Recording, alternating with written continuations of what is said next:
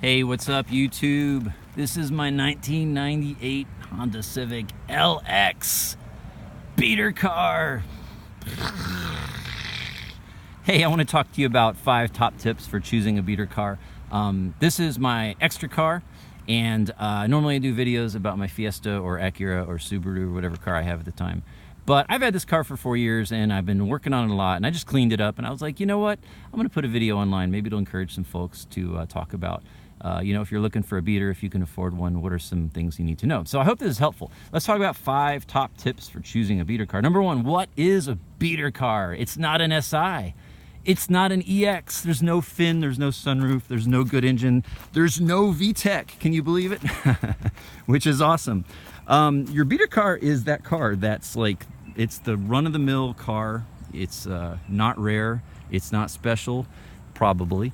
It doesn't have painted side sills. They're black. It doesn't have painted door handles. It doesn't have fancy wheels unless you add them, which I'll talk about in a second. But it's just, your beater car is like for my budget, I'm like the average American salary here. So for me, like a beater's $1,500 to $2,000. It's the car that's cheap. It doesn't cost much. You can probably buy it with your tax return. You don't care if it has dents. Like this car has dents in it, all over it. Some of them are pretty big. It's got, someone tried to break into it here, so there's no keyhole there. Scratches all over it. I did just wax it, so it looks better than it should. But, things like that. But, it's just a car that you don't care about. You don't care if it's in the parking lot and, you park it next to people. Whereas your nice car, if you're a Corvette or your S3, you might park away from everybody. But this car, you don't care. You leave it unlocked because you don't care. Because it's your beater. No one even notices it or cares about it.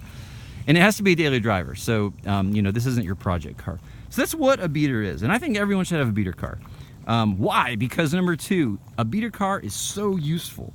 This is a great car for me. Like, I love this car. I've had it for 4 years. This car cost me $1,600. I have put 20,000 miles on this car on trips. It's great for like when it's raining, if you just detailed your nice car and you don't want to, get it all rained on, or if you're going through snow, or, again, trip, like if you're boring trip, if you're driving 300, 400, 500 miles in a day, like I do sometimes for work, and I don't want to take my nice car out because it's just a boring drive. So I'll take the beater. And, it's a great car. You can loan to a friend. You can teach your kid to drive on it. You take it to the pool or the lake. Like, I don't want to take my nice car with my leather seats out, my Recaros with suntan lotion all over me. So I take my beater. I don't care if I get suntan lotion on these seats at all. So it's just that car you don't care as much about, and it's just really useful if you can afford one to have.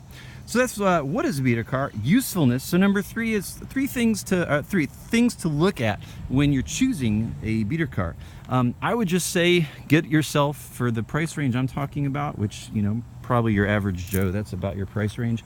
You can get like an older Ranger, a Civic, a Corolla, maybe an Accord, something and that. And I've had all those cars as beaters. That's why I say that. You can get those kind of cars for a couple $1,000 if you're picky, and you can find a nice one.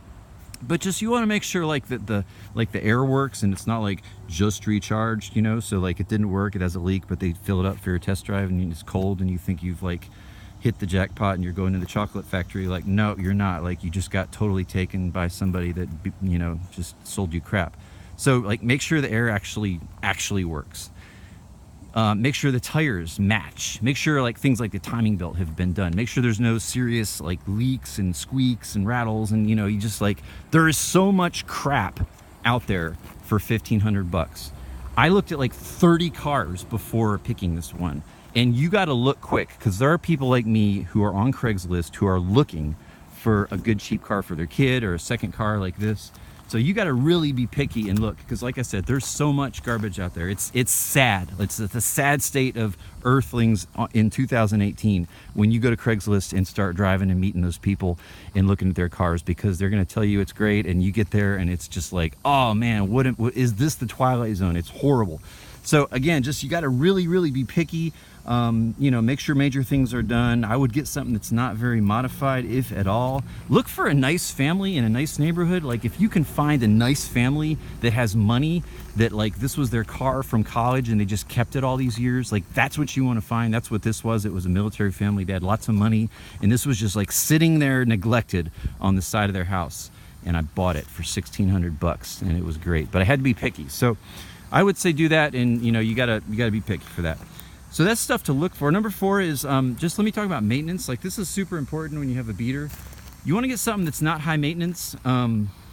You know, so I'd say get something that's not like, you don't want an Acura or a Volvo or something that's got like all kinds of fancy this and that. Just get something that's like cheap, that parts will be cheap. Like for this, I've put maybe 300 or 400 bucks into it in 4 years. I had to get a window regulator. 30 bucks, man, 30 bucks for a window regulator. A radiator for this car, I had to buy $38 for a radiator, and it's awesome. You know, brakes, like everything is cheap on an old car like this, so that's really important. You know, oxygen sensor for this car is like $40. So, you know, just get something that's, you know, your parts are going to be cheap and easy. This is so easy to work on. This is like Tinker Toys working on this car. It's sad how I mean, it's so fun to work on because it's just so easy to work on. And then number 5 is just modding. So let me just say, like, if you get something and you're into modding like I am, you know, obviously these 6th generation Civics, you know, you can, there's like the parts to mod these cars are so cheap. I mean, they are so cheap and they're everywhere. So like I got these are from a 7th gen wheels at the junkyard from a hybrid Civic. They look awesome on this car. They were $22 each at the junkyard. I cleaned them up a little bit. You know, but just modding the car, like get cheap stuff. It's fun to mod a beater. If you look at my interior, for example, I painted the whole lower half black just because it was so gross and faded, the gray. So I just painted it black to make it look nice. I found this CD player at the junkyard. It was like, man, it was like $18, I think. And just, you know, stuff you can modify. Let me show you this cool thing too. I installed this. Check it out. That was like $6, and I did that for my 9-year-old just because we like to have fun.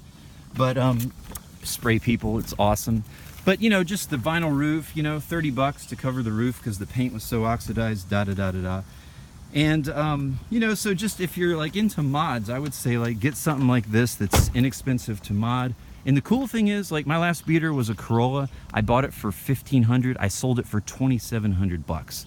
And I probably put $1,000 into it, just getting wheels and stuff. But you know, I made money on it. In this car right now, like, I could sell this, I'm sure, for $1,600 or more. And I've put maybe like $150 into this car in terms of the wheels, the vinyl, spray paint can, ... So anyway, that is 5 top tips when looking for a beater car.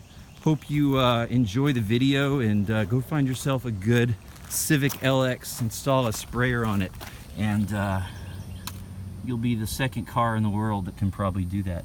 Hey, thanks for watching. Take care.